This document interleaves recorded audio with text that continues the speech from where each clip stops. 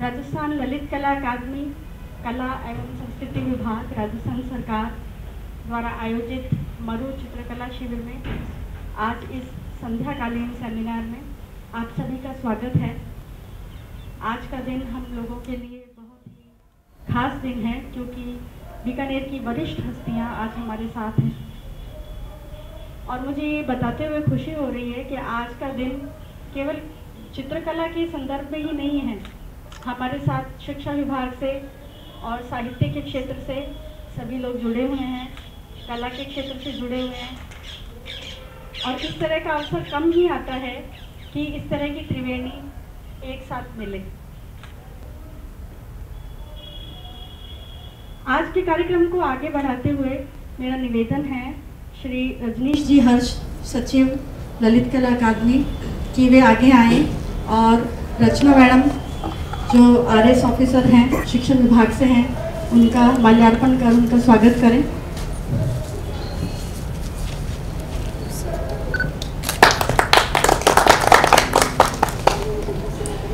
राजकुमार जी से मैं निवेदन करती हूं कि वे आएं। मालचंद जी तिवारी जो वरिष्ठ साहित्यकार हैं बीकानेर में, इनका माल्यार्पण कर स्वागत करें।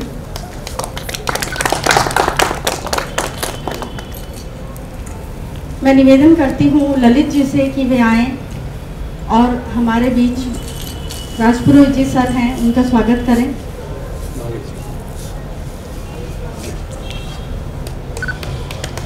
तालियों से आप लोग उत्सव कराएं, इस कार्यक्रम को और खूबसूरत बनाएं। मेरा निवेदन है चंद्रशेखर जी से कि वे आएं, राजपुरोहित सर का स्वागत करें, कलाश्री जी का स्वागत करें।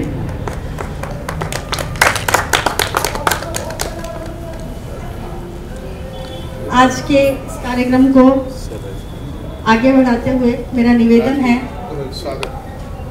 रजनीश जी हर्ष से कि वे राजपुरोहित जी का स्वागत करें।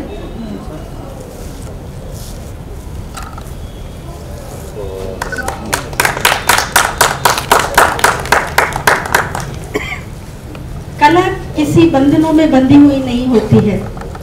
कला पर किसी का पहरा नहीं है, चाहे आप विज्ञान से हो, गणित से हो, कॉमर्स से हो, किसी भी सब्जेक्ट से हो, लेकिन आप कलाकार हो तो वो अंदर का कलाकार आपको कला की तरफ खींच लाता है।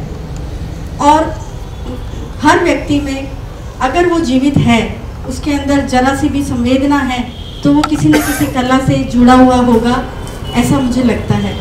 आज क्या ये जो संध्याकालीन परिचर्चा का समय है, ये इस विषय को लेकर ही आगे बढ़ेगा कि कला का वास्तव में मानव जीवन में आज के समय में क्या परिदृश्य है और हम इस विषय पे चर्चा क्यों कर रहे हैं, ये करना क्यों जरूरी है।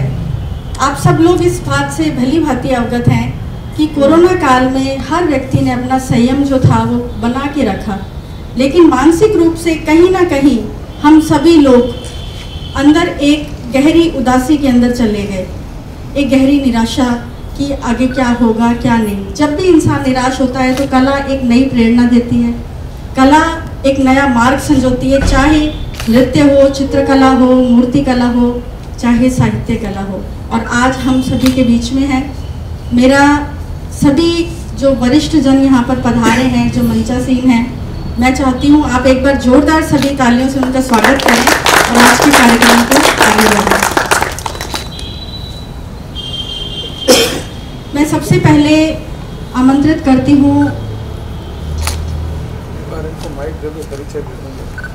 रजनीश जी से कि वे एक बार दो शब्द बोलें इस सारे कार्यक्रम के बारे में, जिसकी रूपरेखा हमें पता चले। नमस्कार। संध्याकालीन इस मरु चित्रकार शिविर की कला चर्चा संगोष्ठी का जो आयोजन किया गया है, तो इस मरु चित्रकार शिविर के बारे में मैं आप सभी को एक संक्षिप्त जानकारी देता हूं कि इस चित्रकार शिविर का एक संभागीय स्तर पर आयोजन किया गया था राजस्थान ललित कला अकादमी की ओर से।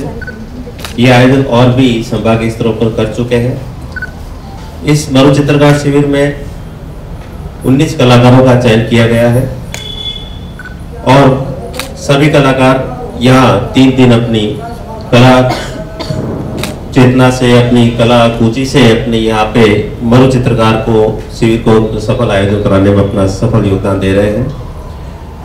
मैं अकादमी सचिव की तरफ से और अकादमी परिवार की ओर से सभी कलाकारों का और वरिष्ठ कलाकारों का और मेरे आज के सारे मुख्य अतिथियों का मैं स्वागत करता हूं और अभिनंदन करता हूं और उम्मीद करता हूं कि इनके दिए हुए आज ज्ञान से बल्कि मैं ही नहीं सभी कला जगत और कलाकार प्रभावशील होंगे, प्रतिभाओं से अपनी कला को आगे निखारेंगे। धन्यवाद। कलाकारों में बीकानेर के अग्रणी कलाकार जिन्होंने समय समय पर कलाकारों के लिए बढ़ चढ़कर कुछ न कुछ करने का बीड़ा उठा रखा है और हम सभी लोग बीकानेर के कलाकार जब कहीं फंस जाते हैं, हम अपनी कला साधना में कहीं ऐसा पाते हैं कि हम ठहर से गए हैं, तो एक कलाकार का नाम सदैव दिमाग में आता है, महावीर जी सर, जिनका कि हमेशा आशीर्वाद सब कलाकारों पे बना हुआ है।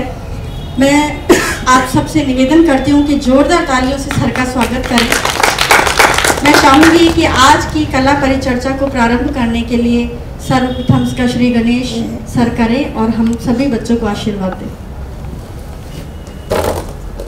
सबसे पहले मैं धन्यवाद देना चाहता हूँ रजनीश जी को, लक्ष्मण जी को और पूरी अकादमी टीम को। तो इस सफल आयोजन में आप सभी का तो आशीर्वाद रहा बच्चों के। कला चर्चा और मरु चित्रकला शिविर अकादमी ने आयोजन काफ़ी अरसे बाद हो रहा है। पहले एक बार हुआ था कला चेतना शिविर 30-35 साल पहले, तो उस टाइम भी काफ़ी चित्रकारों ने भाग लिया था।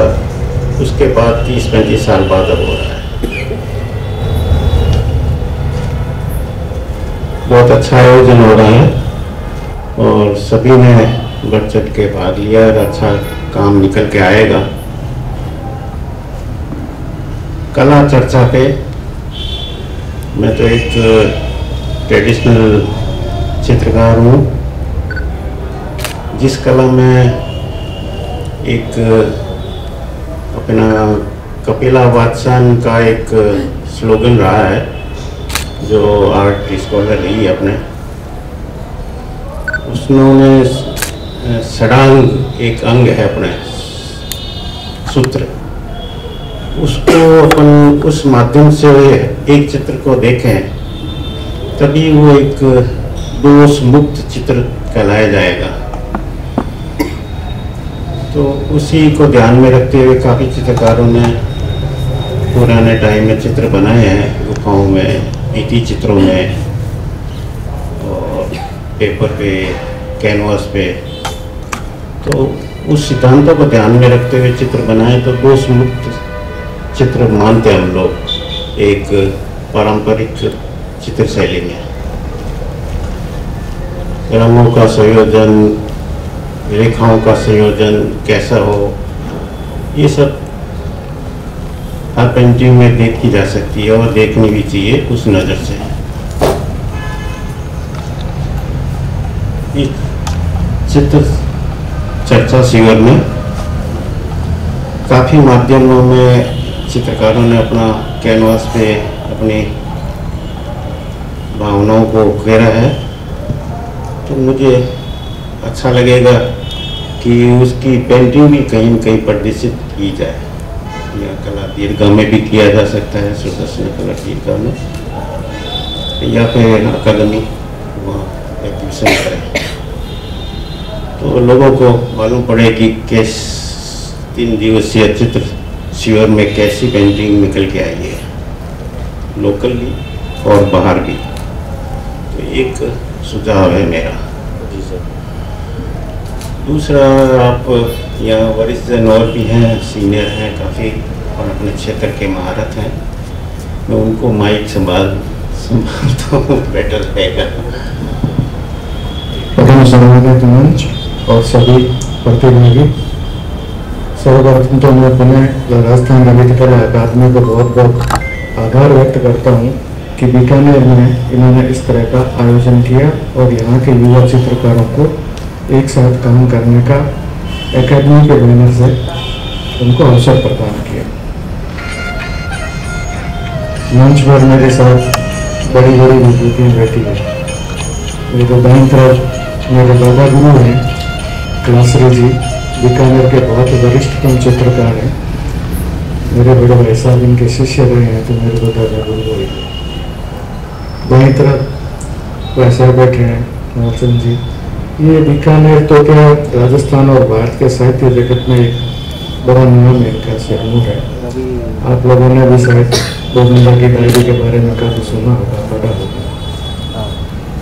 कला और साहित्य कोई ज़्यादा भिन्न नहीं है, तो इनकी भी अभिरुचि अपने से बढ़ती जुलती है।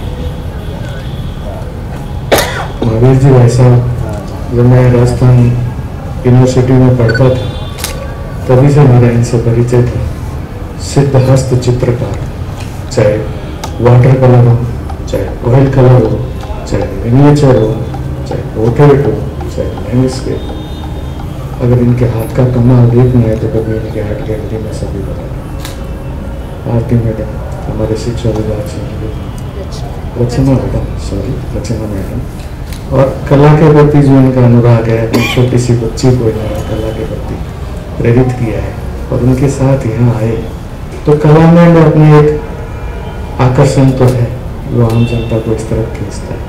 रजनीश जी हमारे बीकानेर के मेरे गुरु भाई भी हैं और एकेडमी के सेक्रेटरी, तीन दायित्वों को निभा रहे हैं और उसकी पीड़ा भी झेल रहे हैं। उन्होंने जी इसकी संयोजक और आप सभी को 3 दिन के इस कार्यक्रम में 2 दिन आपने गुजार दिए और अपनी रचनाओं को आगे बढ़ा रहे हैं। काम करते हुए बहुत से सवाल आपके जहन में उभरे कि हम अपनी कला को किस तरह आगे ले जाएं, जो बना रहे हैं उसको किस तरह मेच्योरिटी के साथ में अपने कैनवास पर रखें। बहुत बुनियादी सवाल है। जैसे कि मैं आपसे पूछूं कि आप कला के क्षेत्र में क्या करना चाहते हैं। अगर आपका सवाल है कि मैं कला के क्षेत्र में एक प्रसिद्ध अपना प्रतिष्ठित नाम करना चाहता हूँ या अपनी कला को, कला शैली को प्रतिष्ठित करना चाहता हूँ, तो दोनों ही स्थितियों में कला का जो कंसंट्रेशन जोन है वो चला। अगर आप कलाकार अपना नाम स्थापित करना चाहते हैं तो उसके लिए अच्छा है, सोने पे सुहागा है, आपकी कला भी प्रतिष्ठित है और आप भी प्रतिष्ठित है। लेकिन आपका अगर नजरिया इस दृष्टि से अगर आगे चलेगा तो उसमें महत्वपूर्ण फिर आप ही हो जाएंगे, कला नहीं रहेगी। और कला को एक प्रतिष्ठित शैली के रूप में, एक पहचान के रूप में अगर आप स्थापित करना चाहते हैं तो वहां भी आप ही है, कला नहीं। फिर कला क्या? अगर आपको कला के अंदर आगे बढ़ना है तो फिर आपको खुद को उन रंगों में घोलना। जब तक आप अपना आत्मसमर्पण नहीं कर पाएंगे तो कला के प्रति न्याय नहीं कर पाएंगे और अपने प्रति भी नहीं कर पाएंगे। आप अभी जिस स्थिति में हैं, आप में से कुछ परिपक्व कलाकार हैं, कुछ अभी कला यात्रा आरंभ की है, कुछ ने 1-2-4 शिविरों में काम भी किया है, लेकिन आज भी उनके साथ में समस्या है कि एक कैसे अपनी एक शैली को निर्माण किया जाए जिसमें उनकी भी पहचान बनी रहे और एक अच्छी कलाकृति भी उभर कर रहे। और उसके लिए वो कभी वान गोग को देखता है, कभी पिकासो को देखता है, कभी हुसैन को देखता है, कभी रजा को देखता है, खुद को कभी नहीं देखता। हमेशा एक शैली को एक किसके नजदीक ले जाऊं कि मेरी शैली भी उस तरह की लगे या मैं उस शैली में कार्य करूं, तो वो खुद को नहीं देखता। और कला तब तक आपके अंदर से प्रस्फुटित नहीं होगी जब तक आप स्वयं अपने आप को नहीं देखते। अभी मैं योगेंद्र जी से करते हुए बात कर रहा था कि मेरा एक मित्र है बॉम्बे में, औरंगाबाद का है, जितेंद्र सोलकर, बहुत अच्छा चित्रकार है, वर्षों से पेंटिंग कर रहा है, हुसैन का और पिकासो का बड़ा फैन है, हजारों पेंटिंग उसने रचित की, जहांगीर कला आर्ट गैलरी में भी कई बार उसने पेंटिंग करी, 25-30 साल की उसकी कला याद करा। शुरू में मेरे से काफ़ी बातचीत होती रहती उनकी, तो शुरू में मैं उनकी पेंटिंगों को कमेंट्स करता था, सराहना करता था। होली, दिवाली, जन्म दिवस पर फोन से बात होती रहती। धीरे धीरे उसके कमेंट्स आने मैंने बंद से हो गए। शायद मेरा भी क्रेज थोड़ा सा खत्म हो गया। तो एक दिन उन्होंने फोन करके मुझसे पूछा कि क्या बात है, आजकल कुछ कमेंट वमेंट नहीं आ रहे, कोई नाराजगी है क्या? मैंने कहा काफी दिनों से जितेंद्र से मुलाकात हो ही नहीं रही, जिस दिन होगा उस दिन उनसे बात करेंगे। तो उसकी शैली के अंदर उसका निजपन था। धीरे धीरे उसने अपनी शैली को कन्वर्ट किया। पिछले 3-4 साल में उसने पूरा कैनवास का स्वरूप बदल दिया और बहुत अच्छे उसके परिणाम मिले। तो जब तक आप अपने आप को अंदर से उस भावना के साथ चित्रकारी नहीं करोगे जिसको लेकर आप चित्र बना रहे हो, तो उसमें आगे नहीं बढ़ पाओगे। और उसके लिए आपको बुनियादी सवालों को तो समझना ही होगा। फिर कला क्या है? हालांकि छोटा सवाल है, प्राइमरी लेवल का सवाल है। हिंदी में भी बच्चों को क्या पहली दूसरी कक्षा में पढ़ाते हैं और MA प्रीवियस में भी पढ़ाते हैं, फिर रह नहीं रहता, होंगे हो जाता है। तो फिर से आपको उसी अपने आप मन में दोहराना है कि अपन किस तरह से अपनी कला को आगे बढ़ाएं। कैसे राजस्थान के परिदृश्य में आप जुड़े हुए हैं, ऐसे कार्यक्रमों में जाते भी रहते हैं, अकेडमी के कार्यक्रमों में भी जाते रहते हैं, लेकिन अगर राष्ट्रीय परिप्रेक्ष्य में देखें तो राजस्थान के कितने कलाकार हैं जो आज अपनी जगह बनाए हुए हैं? ढूंढने से भी नहीं। रामेश्वर सिंह जी को ले लो, अब्बास बाटी वाला। उसका कारण क्या है? उसका कारण यह है कि हमने अपनी शैली इजाद करने के चक्कर में कैनवास पे मैजिक पैदा करना शुरू कर दिया, चमत्कार पैदा करने लगे, आकर्षण का इतना बड़ा एक पहाड़ खड़ा कर दिया कि भावनाएं उसके पीछे कहीं छुप छुपा गई। तो आपको इस चीज का बहुत ध्यान रखना है। आंख बंद करके उस फील को महसूस करो और उसके अनुसार आप अपनी पेंटिंग को आगे बढ़ो। बैलेंस कोई पेंटिंग नहीं है, अंतराल कोई पेंटिंग नहीं है, टेक्सचर कोई पेंटिंग नहीं है। ये सिर्फ आपको सहयोग करते हैं। पेंटिंग वो है जो आपने फील किया है, पेंटिंग वो है जो आपने इमेजिन की है, उसके बिंदु को आपने अपने जहन में उतारा है, उससे जो आपके अंदर एक रस का स्वादन हुआ है, एक आनंद प्राप्त हुआ है, उस आनंद को अपनी पेंटिंग में डालना। आपने देखा होगा कि बाजार में 5 रुपए का कैलेंडर भी आपको मिल जाता है लैंडस्केप का। फिर आप लैंडस्केप क्यों बनाते? पोर्ट्रेट आप बनाते हो, बहुत अच्छा कैमरा, आजकल तो मोबाइल भी इतने पता नहीं कितने उसके हो गए कि हाई रियलिज्म को लेकर भी पोर्ट्रेट बना के आप सामने प्रस्तुत कर रहे। फिर पोर्ट्रेट क्यों बनाते? अगर आपने वेस्टर्न साइड में अगर जाना चाहोगे तो आप देखो कि जैसे सबसे बड़ा प्रभावशाली जो आरंभ के दिनों में था इम्प्रेशनिज्म, जिसको आप प्रभाववाद भी कहते हो, क्यों खत्म हो गया? क्योंकि उसने बुनियादी चीज को नकार दिया। प्रकाश का इतना आकर्षण उस आकार के ऊपर पड़ा कि आकार लुप्त होने लगा। जब आकार लुप्त हो गया तो भाव तो लुप्त हो गया। लेकिन वो थॉट प्रोसेस था। उन्होंने अपनी विचारधारा को आगे बढ़ाया, फिर उन्होंने उत्तर प्रभाववाद में उसके आकार को महत्व दिया, हिंदूवाद को लाए। तो ये थॉट प्रोसेस है, उसको आगे ले जाता है। लेकिन आपको इतना मनन करना होगा कि एक कैलेंडर में और एक पेंटिंग में क्या फर्क है। जब ये आप करना सीख जाएंगे तो आप उसके साथ साथ अपने आप ढलने लगेंगे, उस कला के साथ साथ ढलने लगेंगे और एक बेहतरीन आकृति भी बनाने में सक्षम हो पाए। तो मेरा तो यही कहना है, आज आप लोगों ने काम कर रहे हो तो तो बहुत सी समस्याएं भी आई होगी, आपस में चर्चा की होगी, तो एक दूसरे की अलग अलग पेंटिंग के अंदर उनके आपने जो इंटरेक्शन हुआ उसको भी सुना होगा।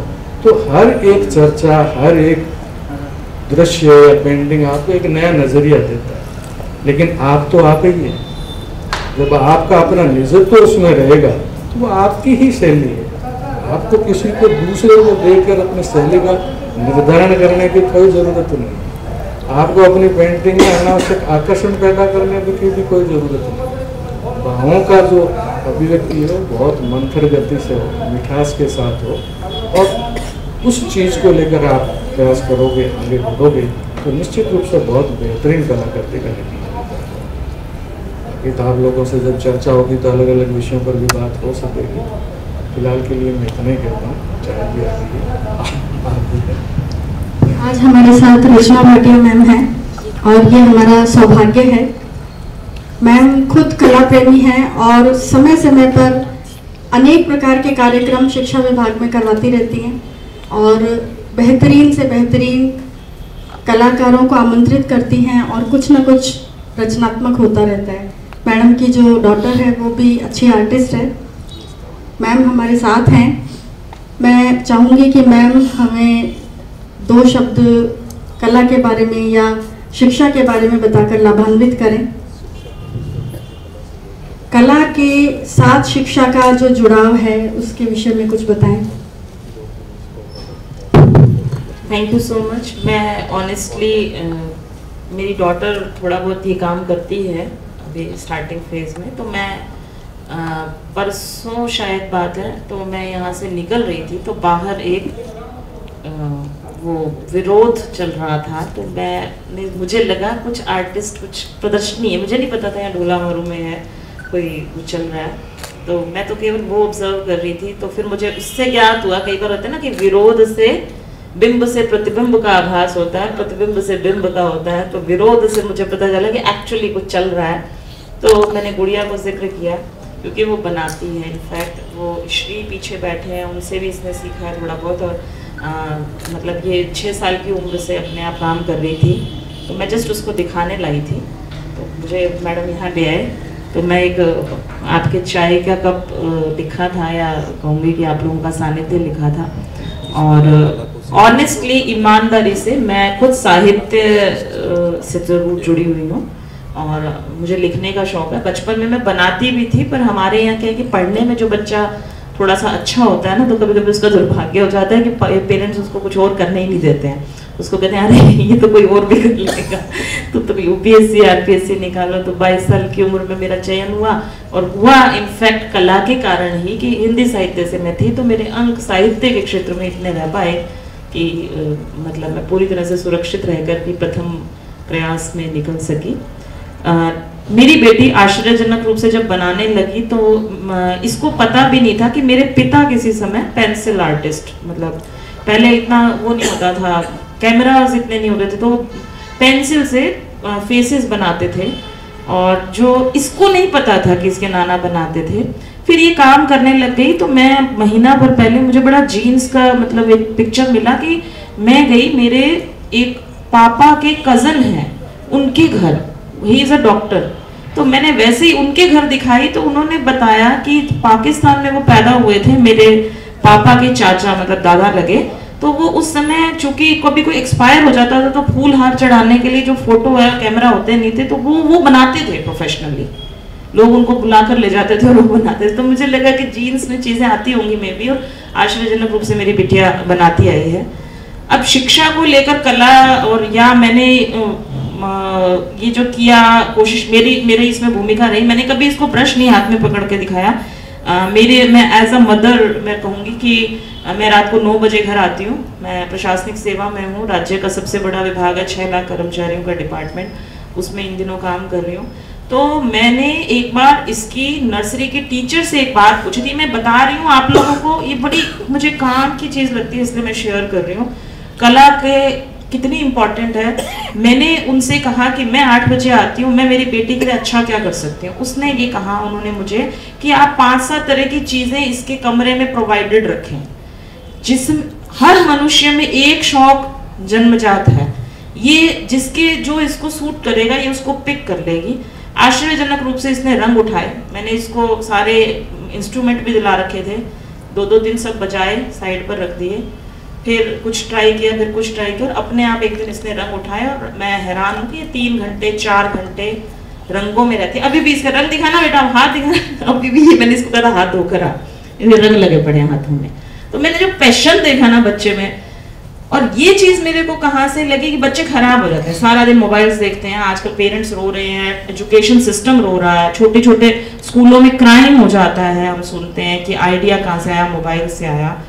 तो मेरे घर पे गंगानगर में एक बार एक माली आए और वो, मैं वहां पर घास उखड़वाती थी। जो गंगानगर से परिचित है, नहरी एरिया, वहां पे हर चीज बहुत ज्यादा उग जाती है। तो मैंने 2-3 बार घास उखड़वाई और चौथी बार वो फिर उग जाती थी। तो एक दिन एक बुजुर्ग माली आए, उन्होंने एक बहुत खूबसूरत बात कही। उन्होंने कहा, मैडम आप उखड़वाते तो हो, लगाते कुछ नहीं हो, और धरती कभी खाली नहीं रहती, कुछ ना कुछ तो उगेगा। तो मेरे को उस दिन, मैं पेरेंट्स को हमेशा एक बात कहती हूँ कि बच्चा पैदा हुआ, कुछ ना कुछ उगेगा, तुम नहीं लगाओगे तो कुछ ना कुछ अपने आप उगेगा। और वो कीकर भी हो सकता है, बबूल भी हो सकता है। तो अगर तुम्हें पीपल चाहिए, तुलसी चाहिए, तो खुद लगा दो। तो आर्ट का जो मोहब्बत पैदा करना है, इश्क पैदा करना है, मेरे पिता की, मैं I born in a village जहाँ 5वीं तक विद्यालय था, पर मेरे को गर्व है कि मेरे पिताजी उस समय अंतरदेशीय पत्र से दिल्ली से पुस्तकें मंगवाते थे और वो पढ़ते थे। मेरे घर में मैक्सिम गोर्की और टोल्स्टॉय के हिंदी वर्जन उस समय रहते थे विंडो में। तो द थिंग इज दैट कि बच्चे को जो दोगे वो अपना लेगा और वो चीज उसके आगे काम आएगी जिंदगी में। तो मैं एज अ शिक्षा विभाग में होने के नाते, इनफैक्ट जब भी मैंने अभी स्टार्ट किया है मैडम, शिविरा में बच्चों का कोना स्टार्ट हुआ है, वो मैंने ही पीछे पढ़ के कि हमारे जो बच्चे चाइल्ड आर्टिस्ट हैं स्कूलों में, उनको 2 पेज हम दे रहे हैं कि वहाँ वो डिस्प्ले करें। इनफैक्ट हम ये भी कर सकते हैं, हमारे जो टीचर्स हैं, पेंटिंग का पेज मैंने लगवाया है उसमें। हाँ, अभी उसमें पेंटिंग का भी पेज है। और मैं आपको ये भी बता दूं कि प्रोफेशनली भी शिविरा, मतलब the fellow who is not from शिक्षा विभाग, एजुकेशन डिपार्टमेंट, वो भी अपना प्रोफेशनल आर्ट वर्क भेज सकता है। मैं मानती हूँ कि सरकारी तंत्र में भुगतान बहुत कम होता है, लेकिन हाँ, बड़ा विभाग की बड़ी पत्रिका है, वो कर सकते हैं। इसके अलावा भी मुझे जो भी, जैसे भित्ति पत्रिका है, तो भित्ति पत्रिका में अपन बहुत ज़्यादा डिस्प्ले कर सकते हैं। जब भी मुझे अवसर मिलेगा आई विल डू दैट। और एक चीज़, आप लोग कला वृंद बैठे हैं सभी, एक ज़माना था सर, मौर्य काल को हम गोल्डन पीरियड कहते हैं, मुगल काल में भी हम पर्टिकुलरली शाहजहां के पीरियड को मुगल पे, तो साम्राज्यवाद से कभी कोई गोल्डन पीरियड नहीं हुआ। अल्टीमेटली गोल्डन पीरियड तो कला ही बनाती है। किसी राजा को क्या आगे महान शब्द उसके साम्राज्य से नहीं, उसके यहाँ आर्ट को कितना प्रमोट किया जा रहा है उससे लगता है। एक चीज हम जो मिस कर रहे हैं आज के दौर में कि हमारे यहाँ जो ये पेंटिंग्स, जैसे मैं आर्ट वर्क की बात करूँ, लिटरेचर तो फिर भी इजी टू कैरी रहा, तो चलता रहा। कलाकृतियां, माफी चाहती हूँ, बहुत एक्सपेंसिव होती हैं। एक तो मुझे माफ करना, मेरे से नाराज मत होना, लेकिन वो कुछ ऐसी हो कि वास्तव में लोगों में ये प्रचलन आए कि मैं हैंडमेड पेंटिंग एक जगह से खरीदूं और मेरे भाई को उसके जन्म दिवस पर दूं, या वो मेरे को दे। जब तक हम इस रूप में कला को हम ड्राइंग रूम्स का हिस्सा आम आदमी का बना पाए, इस पर हमें मेंटली प्रिपेयर होना चाहिए और काम होना चाहिए। जो मैं एज एन एडमिनिस्ट्रेटर देखती हूँ कि हमारी कल्चर SMS कर रहे हैं, व्हाट्सएप कर रहे हैं, मार्केट जो है ना, मार्केट, उसको हम इग्नोर नहीं कर सकते धरती पर। हम कितनी भी आइडियलिस्टिक बातें करें, कितनी भी बड़ी बात करें, उन सब चीजों का महत्व, but we can not ignore market. हाँ, और मार्केट आज की डेट में प्रायोजित हो गई ग्लोबलाइजेशन के बाद। किसी को व्हाट्सएप डालना है, किसी को यूट्यूब डालना है, सब चीजें हम तुरंत अपना लेते हैं। 2 साल के अंदर मोबाइल हमारी जिंदगी 4 साल में बन गया। तो हम एक समय था जब बंगाल में हम रविंद्रनाथ टैगोर हमें मिले हैं, तो ऐसे ही नहीं मिल गए हैं। एलीट फैमिलीज होती थी, ड्राइंग रूम में पेंटिंग सजती थी, मूर्तियां सजती थी, खरीदी जाती थी। कोई मेरे ड्राइंग रूम में चाय पीने आया तो मेरे लिए वो मैटर ऑफ प्राइड है कि मैं उसको दिखाऊं मेरा कलेक्शन। वो चीज मिस हो गई है। वो चीज हमें वो कल्चर में लानी पड़ेगी और उस पर काम करना चाहिए। ये मैं इस विनम्र आग्रह के साथ, और मेरे को इजाजत लेनी पड़ेगी और मैं एक्चुअली फ्री अगर ये कल फिर आई तो कहूँगी इसको समय भी देना, सुनेगी ये आप लोगों को। बहुत अच्छा लगा, थैंक यू। मेरा सौभाग्य आज का ये कार्यक्रम वास्तव में एक अनोखा कार्यक्रम इसलिए भी बन पाया क्योंकि नवीन पुरानी, छोटे बच्चों की, बड़ों की, मध्यम वर्गियों की, सबकी भावनाओं का एक मिश्रण यहाँ पर नजर आ रहा है। और हमारे बीच एक वरिष्ठ साहित्यकार बैठे हुए हैं। कल ही इस बारे में चर्चा चल रही थी कि एक नई सीरीज सर ने फेसबुक पे जो शुरू की है उसका कोई भी पार्ट मिस ना किया जाए क्योंकि उसमें कुछ बहुत बेहतरीन होगा। हम ललायित रहते हैं सर के कुछ नए को जानने के लिए सदैव ही, और सर आज हमारे बीच में हैं मालचंद जी तिवारी, और मैं चाहूँगी सब जोरदार तालियों के साथ एक बार सर का स्वागत करें। ये हमारी खुशनसीबी है कि आज हमारे बीच बैठे हैं। और आज का विषय कि कला आज के परिदृश्य में कहाँ तक हम इसको जस्टिफाई कर पाए हैं। जैसा कि मैडम ने अभी अभी कहा कि बहुत ज़्यादा टेक्निकल हो गया सब कुछ, व्हाट्सएप, यूट्यूब, तो हम कैसे कला को वास्तव में कला और समाज के प्रति उसका समर्पण से जोड़ पाएं। तो मैं सर को आमंत्रित करती हूँ कि इस बारे में कुछ बताएं। सबसे पहले तो मैं रजनीश जी का और अन्य मित्रों का, आप कलाकार मित्रों का आभार स्वीकार करता हूँ कि एक दूसरी दुनिया के आदमी को, मतलब एक दूसरे ग्रह का मान लीजिए एलियन को आपने अपने परिसर में घुसने दिया। मुझे क्या है, मैं साहित्य का आदमी हूँ तो एक किस्से से अपनी बात शुरू करता हूँ।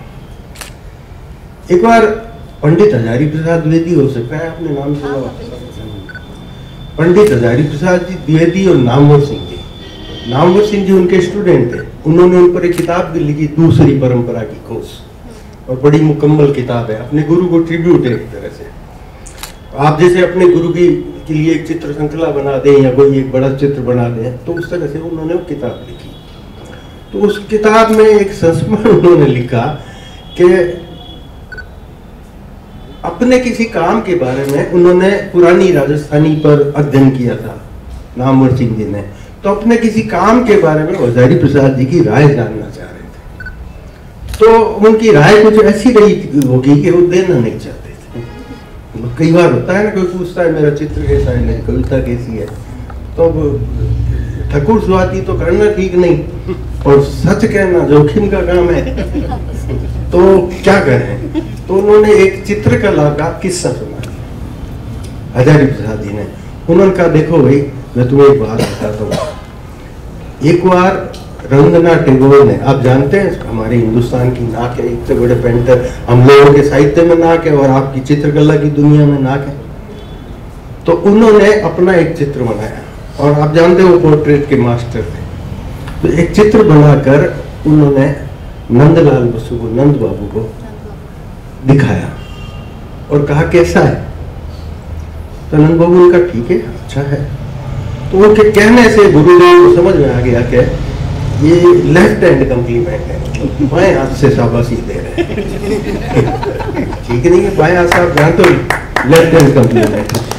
तो उन्होंने कहा कि नहीं नहीं ऐसे नहीं, आप कुछ खुल के बताइए, खुल के बताइए। तो उन्होंने कहा कि यार मैं इतने दिनों से तुम्हारे ये सारे चित्र देख रहा हूँ, तुम अच्छा बनाते हो, लेकिन एक बात बताओ, तुम्हारे किसी पोर्ट्रेट में, किसी में चित्र में मुझे तुम ये मनुष्य के हाथों के साथ क्या बर्ताव करते हो? वहां जाके तुम कुछ गोल गोल कर देते हो। तो गुरुदेव ने कहा कि देखिए, मैं एक प्रशिक्षित चित्रकार नहीं हूं और मैंने ह्यूमन एनाटॉमी भी नहीं पढ़ी। आप लोग शायद पढ़ते होंगे थोड़ी बहुत, आपकी तो उसमें होगी, सिलेबस में होगी। तो ह्यूमन एनाटॉमी भी नहीं पढ़ी है, तो मैं जब मनुष्य के हाथों तक पहुंचता हूँ तो उसकी अंगुलियां बनाना मेरे लिए सबसे बड़ा झमेला है। तो मैं उसको गोल गोल करके, तो अब उनको नामवर जी को उत्तर मिल गया कि यार तुम मेरे से ज्यादा मत पूछो, वरना मैं बता दूंगा कि तुम क्या कहा क्या कर, तुम गोल गोल क्या कर। तो साहित्य में सबसे पहले तो मैं आप चित्रकारों का ऋण स्वीकार करता हूँ। आपको पता है कि हमारे भारत के एक ऐसे कथाकार जो गुरुदेव रविंद्रनाथ टैगोर के समकालीन थे, बंगाली के लेखक शरत चंद्र चट्टोपाध्याय, एक दूसरे का इतना सम्मान करते थे कि एक आदमी शरत चंद्र की किताब पढ़ रहा था और उसने सहयात्री की धोती जला दी, और उस ट्रेन में रविंद्रनाथ शरत चंद्र भी बैठे थे। जिसकी धोती, सिगरेट यूं पढ़ते पढ़ते भूल गया तो उसकी धोती जल गई, तो उसने उठा के उसको पीटना शुरू किया। तो शरत चंद्र ने कहा, रुक जा यार, अपराधी ये नहीं है, अपराधी तो मैं हूं, ये जो किताब पढ़ रहा है मैंने लिखी है। इतना दिग्गज कथाकार जिसे गुरुदेव भी मानते थे और कहते थे, वो गुरुदेव के लिए कॉम्प्लीमेंट देते थे कि मैं तो जनता का लेखक हूँ, लेकिन गुरुदेव हम भारतीय लेखकों के लेखक हैं, हम उनसे सीखते हैं, उनसे सीखकर आगे जनता में होते हैं।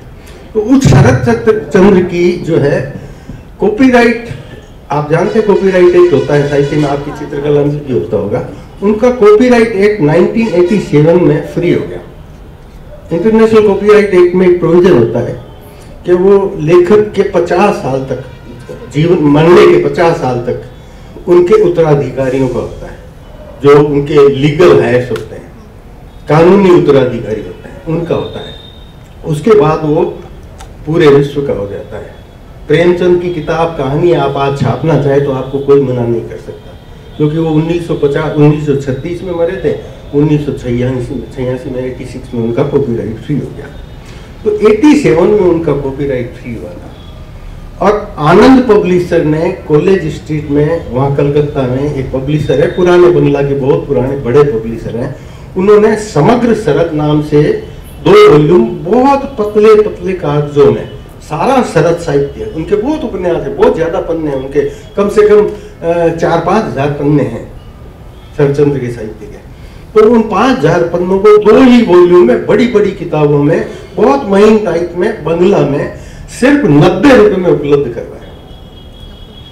और वहां लाइनें लगी और महीने भर में ही उन्हें दूसरा संस्करण लाना पड़ा और कीमतें बढ़ती गई, और 110 रुपए वाला संस्करण मैं हासिल करने में मतलब सफल हुआ।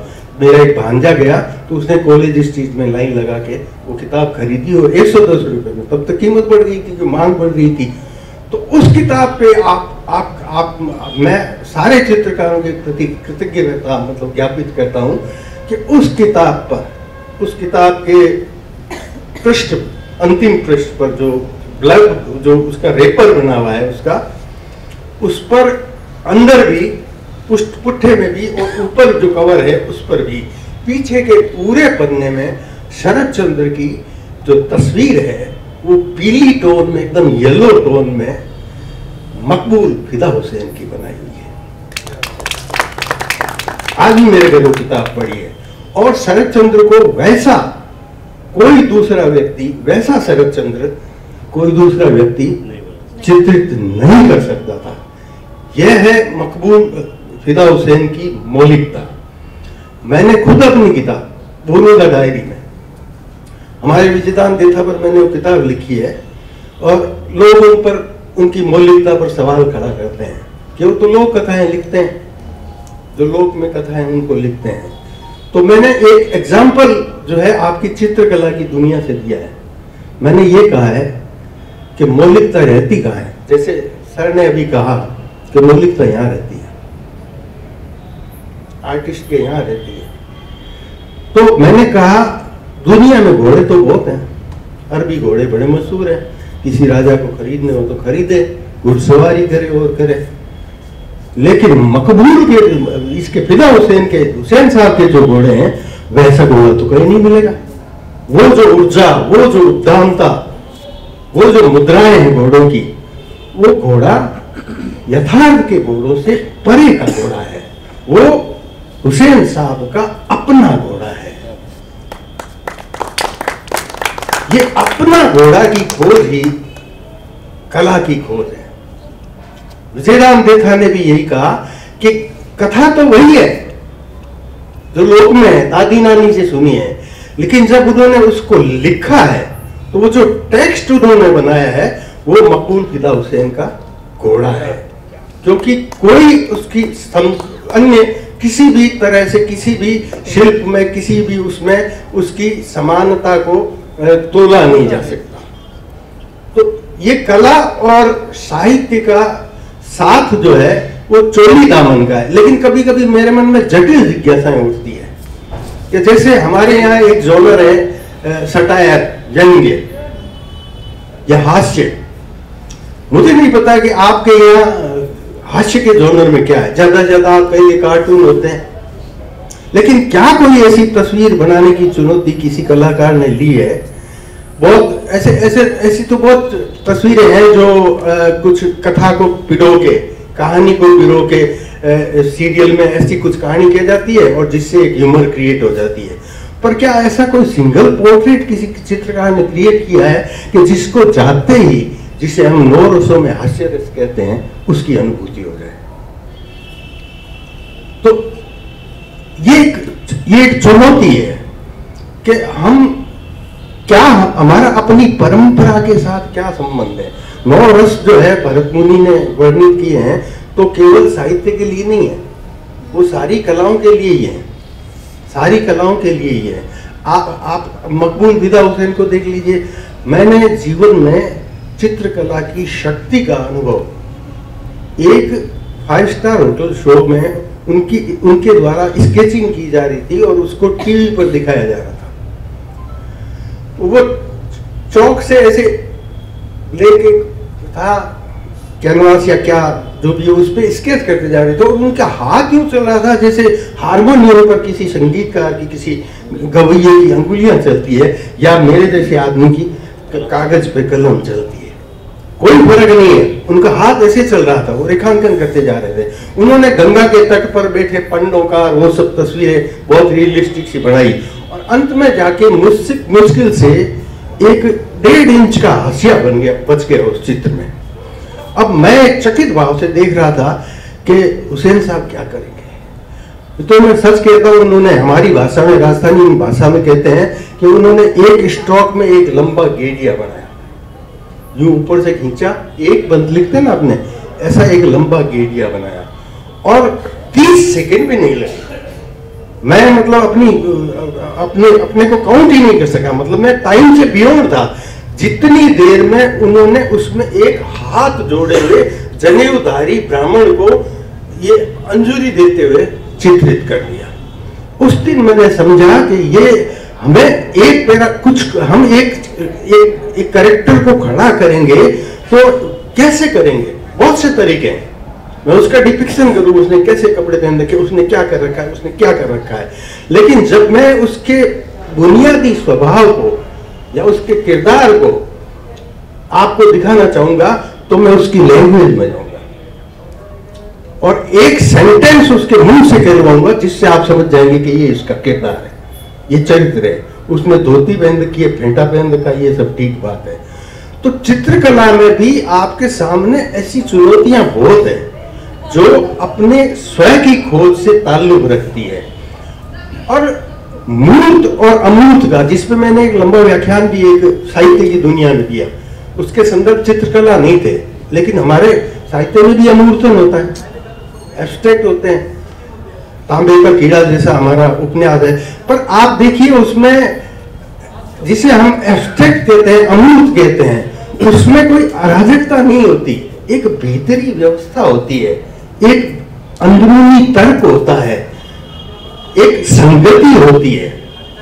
हम जिसे आज फ्रीवर्स पोएट्री कह रहे हैं, फ्रीवर्स पोएट्री कहते हैं, तो फ्रीवर्स पोएट्री का मतलब ये नहीं है कि उसमें छंद तो नहीं है, मीटर नहीं है, 13-11 की यति गति जो होती है दोहे में होती है, या चौपाई में 24 मात्राओं का ये खेल होता है, ये नहीं है। पर बेशक उसमें लय है, उसमें एक चौपाई और दोहा तो क्या, भारतीय साहित्य के, संस्कृत के और हिंदी के छंदों की कई स्मृतियां हैं। एक आध पंक्ति में आपको लगेगा कि ये तो चौपाई जैसी चमत्कृति है, ये तो जैसे दोहे में चमत्कार होता है, ये तो जैसे गजल के शेर में चमत्कार होता है। तो ये है। आपकी चित्रकला में भी ऐसी चुनौतियां हैं, क्योंकि सबसे बड़ा प्रतिरोध कलाओं को किसी यथार्थवाद ने दिया हो तो सबसे बड़ा प्रतिरोध चित्रकला को दिया जब कैमरे का आविष्कार हुआ। कैमरे के आविष्कार से पहले ज्यादातर कलाएं यथार्थवादी थी, रियलिस्टिक थी, और अब जब कैमरा ही आ गया, जब वो सीधी आपकी हुबहू तस्वीर खींच रहा है, तो कलाकारों की एक नई यात्रा शुरू हुई, और जिसने कहा कि अब इस यथार्थवाद का अतिक्रमण करने में ही हमारी मुक्ति है, इसके परे जाकर। और हम सौभाग्य से राजा रवि वर्मा के देश में रहते हैं। उर्वशी हमने साहित्य में बहुत पढ़ी है, दिनकर ने काव्य भी लिख दिया, बेंटलो ने कईयों ने बना दिया, क्या है काव्य खंड काव्य लिखे गए वगैरह, सभी भारतीय भाषाओं में होगा, लेकिन उर्वशी का चित्र जैसा राजा रवि वर्मा ने बनाया है। अब कहा जाएगा कि बड़ी मूर्त कला है, एक लुगाई की तस्वीर बना दी, औरत की तस्वीर बना दी, उर्वशी बना दी और बना दी, लेकिन भारतीय वाङ्मय में से, सार रूप में से जो उर्वशी गढ़ी जा सकती है, उस भारतीय चित्त का प्रतिनिधित्व करते हुए राजा रवि वर्मा ने एक उर्वशी बनाई जो अद्वितीय है। उर्वशी वैसे भी अद्वितीय थी। तो कला में यह जो चुनौती है, सार्वजनीन के तत्व की खोज और वैयक्तिक तत्व के खोज, अपनी निजता की गंजना, जैसा इन्होंने कहा कि अगर आप उसमें उपस्थित नहीं है, आपका, हमारे साहित्य में कहा है स्टाइल इज द मैन, शैली ने कहा है स्टाइल, शैली ही कलाकार है। अगर आपको आपके चित्र से नहीं पहचाना जाता, अगर आपको आपके चित्र से नहीं पहचाना जाता,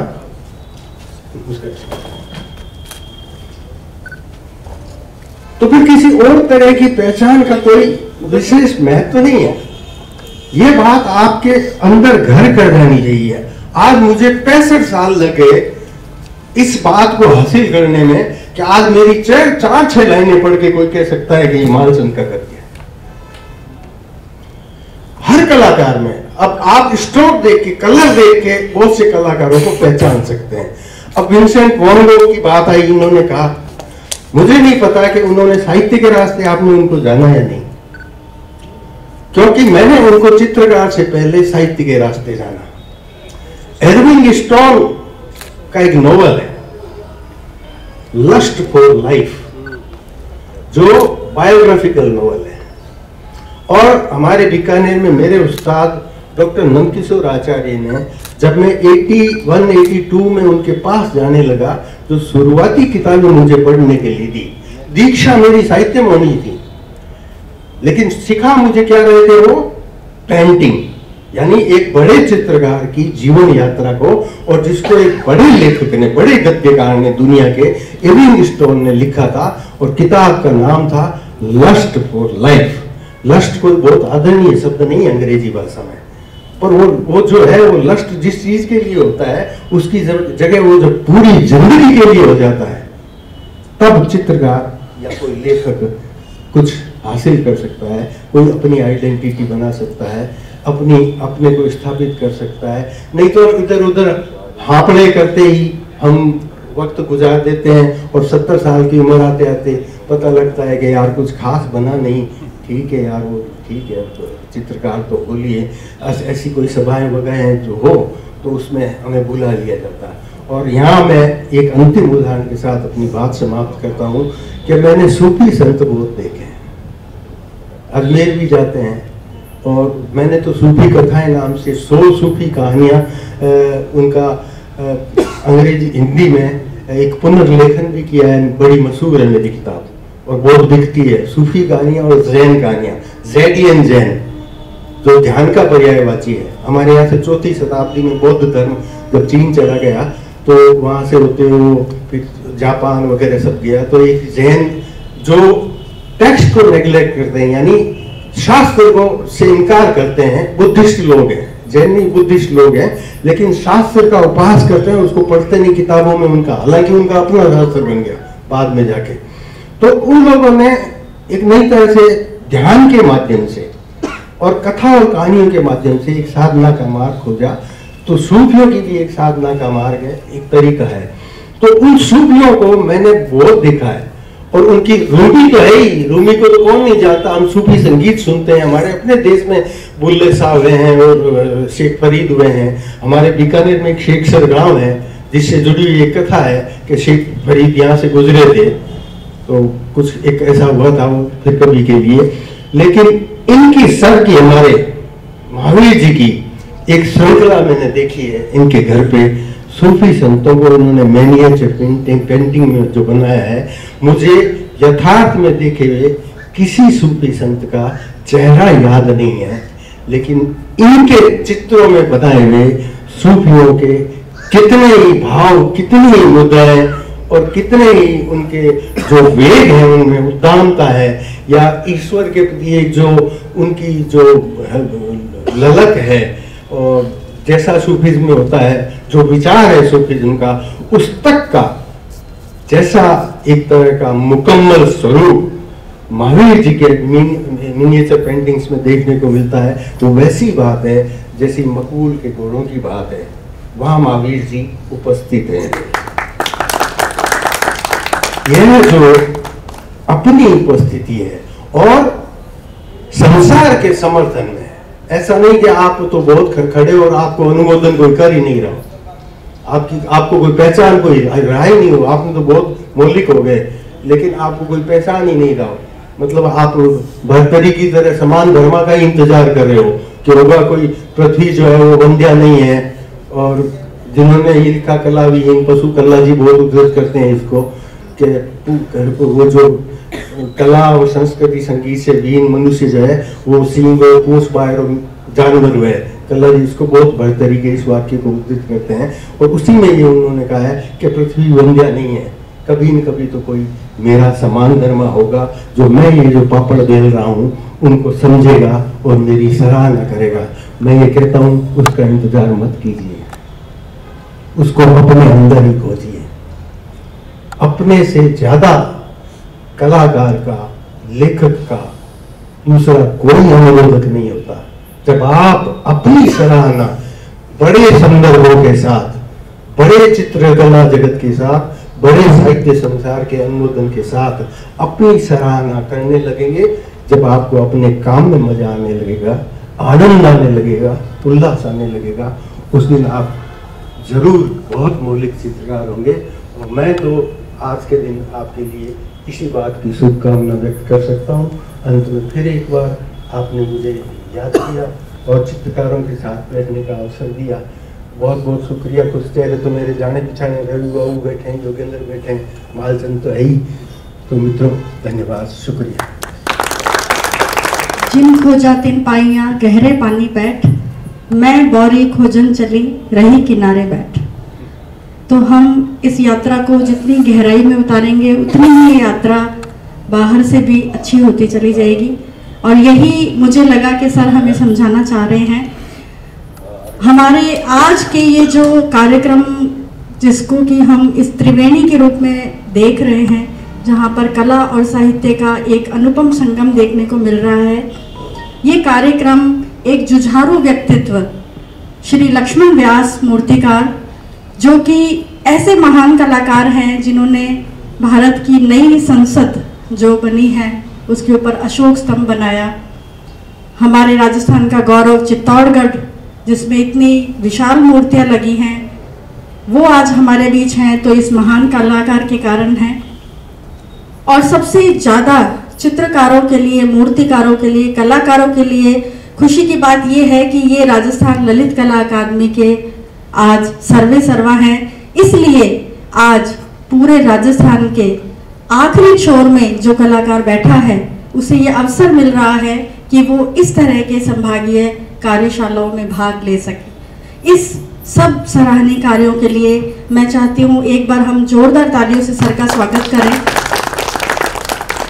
सर हमारे बीच में हैं तो मैं निवेदन करूंगी कि सर हमें कुछ विशिष्ट अपने अनुभव या कला की इस यात्रा के बारे में वे भी अपने कुछ विचार हम लोगों से साझा करें, ताकि हम भी इस यात्रा में उनके अनुभवों का कुछ सहयोग ले सकें।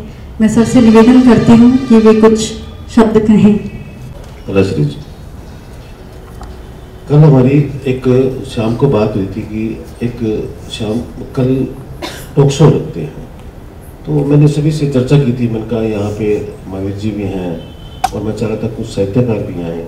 तो हमने नंदकिशोर जी से बात की, तो वो शायद जब यहाँ बीकानेर से बाहर थे, मधु जी भी बाहर थे, तो उन्होंने, क्योंकि मालचंद जी से मेरा पहले परिचय नहीं था कभी भी, लेकिन उन्होंने बताया मुझे, तो मैं नाम तो आपका सुना था, तो मैंने कहा मालचंद जी आ जाए तो अच्छी बात है हमारे बीच में, क्योंकि सबके साथ बात करेंगे।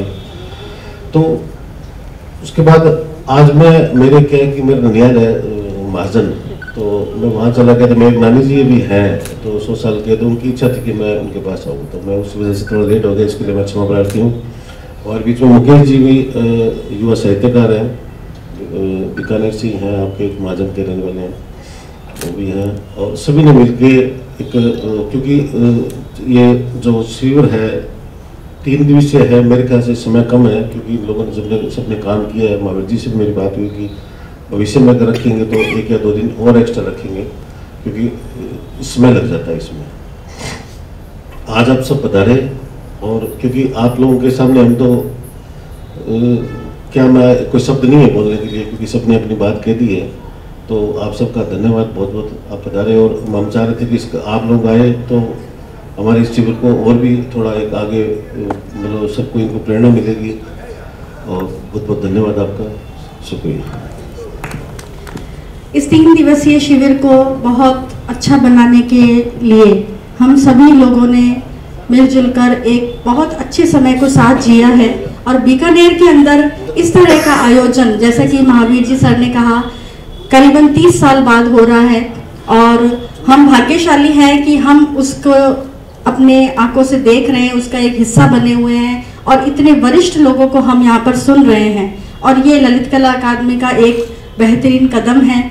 और आज ये जो 3 दिवसीय कार्यशाला है, इसके सारी आयोजना में और इसकी व्यवस्था में हमारे साथ सदैव बड़े भाई की तरह जुड़े रहे सचिव श्री रजनीश जी हर्ष, और मैं चाहूँगी कि वे आज पधारे हुए सभी कलाकारों का सहृदय से धन्यवाद ज्ञापन करें, और हमें भी अपने इन अनुभवों से जो इस कार्यशाला के दौरान हुए वो हमें उनसे अवगत कराएं। श्री रजनीश जी हर्ष, सचिव ललित कला अकादमी, आपसे निवेदन है कि आप कुछ 2 शब्द कहें। बीकानेर की धरती एक कला और संस्कृति की एक धरती है, यह कोई अतिशयोक्ति नहीं है इस बात में।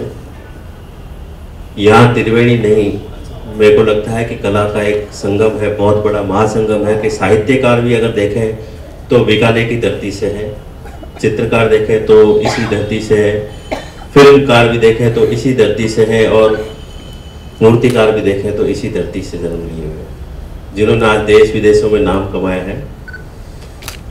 मैं भी इसी धरती से जन्म लिया, तो मुझे भी इस चित्रकार शिविर और चित्रकारी का एक शौक मिला, या मुझे भी इस काम को करने का एक प्रेरणा मिली।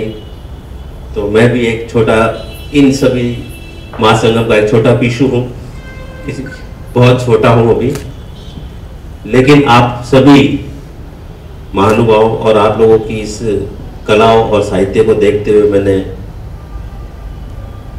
आज अपनी जितनी भी कला यात्रा की है उसमें हमेशा बीकानेर को, गौरव को संजो के रखा, क्योंकि इस धरती से मुझे लगाव है, यहाँ की कला से मुझे लगाव है, यहाँ की संस्कृति मुझे हमेशा अपनी ओर खींचती है। मैं अध्यक्ष साहब का भी बहुत बहुत तहे दिल से शुक्रिया अदा करना चाहता हूँ कि उन्होंने ये संभागीय स्तर का शिविर आज बीकानेर की छोटी काशी की पावन धरती पे रखा, और मुझे भी प्रशासनिक कार्यों से थोड़ा मुक्ति मिली कि मैं अपनी इस धरती पे अपने कलाकारों के साथ, अपने साहित्यकारों के साथ मिलूं और काम करूं। मैं अध्यक्ष साहब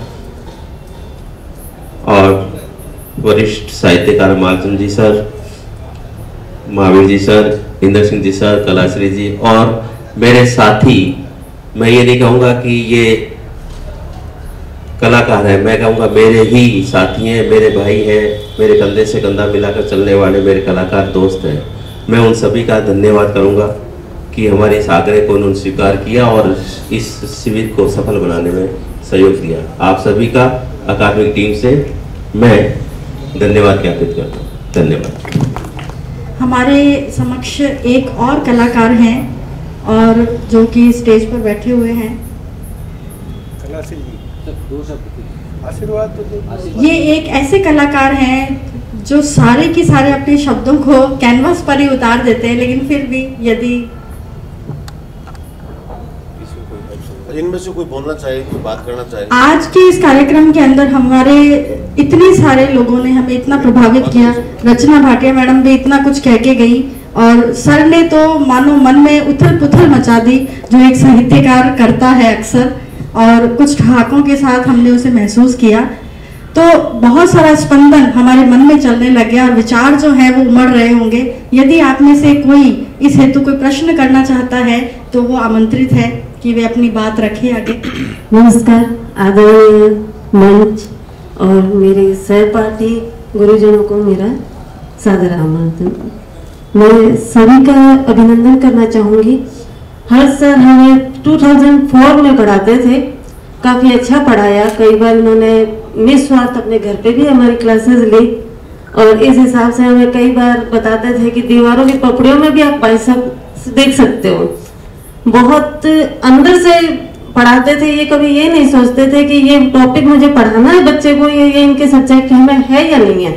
इसके साथ ही विवेक सर भी हमारे लेक्चरर रहे, उन्होंने भी काफ़ी अच्छा पढ़ाया। इंदर सर की भी मैं स्टूडेंट रही हूँ, हिमानी मैम ने भी मेरे को अच्छा पढ़ाया।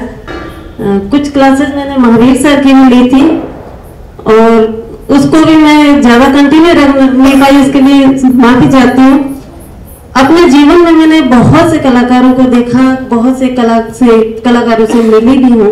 उन सब में रजनीश सर ने जो एक पहला कदम उठाया है बीकानेर में आके पुणे, क्योंकि कलाकार आते हैं फिर बाहर चले जाते हैं, वापस आके ये नहीं देखते हैं कि क्या पीछे क्या हो रहा है।